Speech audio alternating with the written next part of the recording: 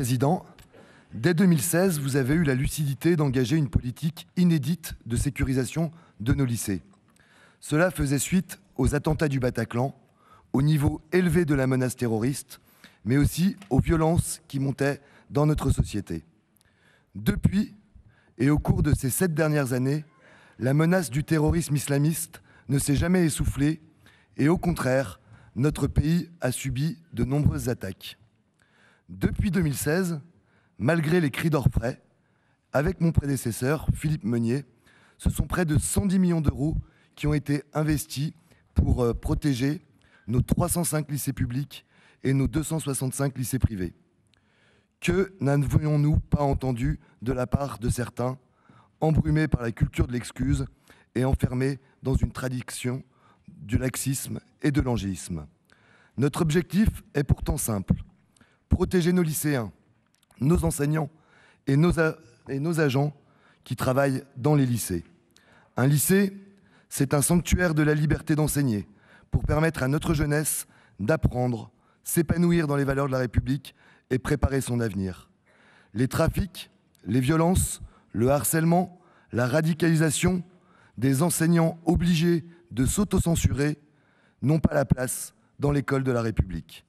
C'est pourquoi, par ce vœu, nous en appelons au gouvernement pour qu'il généralise la sécurisation et le contrôle des accès à nos établissements scolaires, à l'instar de ce que nous faisons en Auvergne-Rhône-Alpes pour nos lycées, mais aussi à l'instar de ce que nous faisons au travers du pacte Sécurité École pour aider les communes à sécuriser les écoles élémentaires et maternelles. Par cette politique, nous créons des obstacles, des embûches, des protections pour éviter les intrusions. Mais si cette politique de protection est ambitieuse, chacun sait que la protection à 100% est impossible face à des individus déterminés et endoctrinés dans une idéologie funeste. Alors, pouvons-nous aller plus loin face à la menace terroriste? Le contexte international, la crise migratoire, l'importation sur nos territoires des conflits font du terrorisme le premier risque, un risque majeur. Aujourd'hui, nous vous proposons d'expérimenter une technologie bien connue et qui existe déjà dans notre quotidien. La reconnaissance faciale, nous l'utilisons tous sur nos smartphones, pour nos applications, même bancaires, dans les aéroports. En France, ce sont près de 25 000 individus qui sont répertoriés dans le FSRPT, le fichier de traitement des signalements pour la prévention à caractère terroriste. 5 100 font l'objet d'un suivi actif. Près de 500 d'entre eux sont sortis récemment de prison pour terrorisme islamique et d'autres vont sortir dans les prochains mois. Un individu suivi activement mobilise 30 agents de nos forces de sécurité intérieure.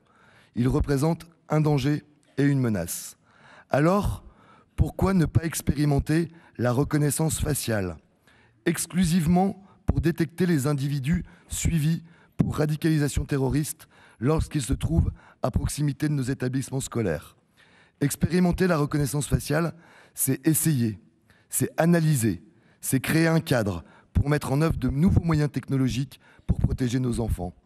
Pour expérimenter, il nous faut un cadre légal qui n'existe pas aujourd'hui, même si des rapports pointent la nécessité d'adapter nos outils de lutte contre le terrorisme. C'est bien le rôle des élus que de permettre à la loi d'évoluer, et c'est notre rôle, en tant qu'élus d'une collectivité territoriale, que de faire remonter la réalité du terrain et la nécessité d'adapter notre arsenal législatif et réglementaire dans le respect de nos libertés individuelles. Je me suis replongé hier soir dans la litanie des noms des victimes innocentes, atrocement assassinées.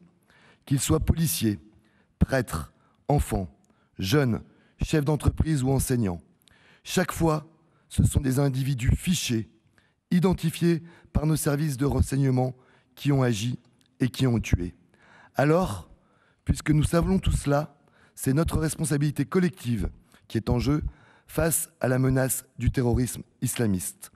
Nous le devons à la République, nous le devons à nos enfants, c'est le sens de ce vœu. Merci beaucoup, monsieur.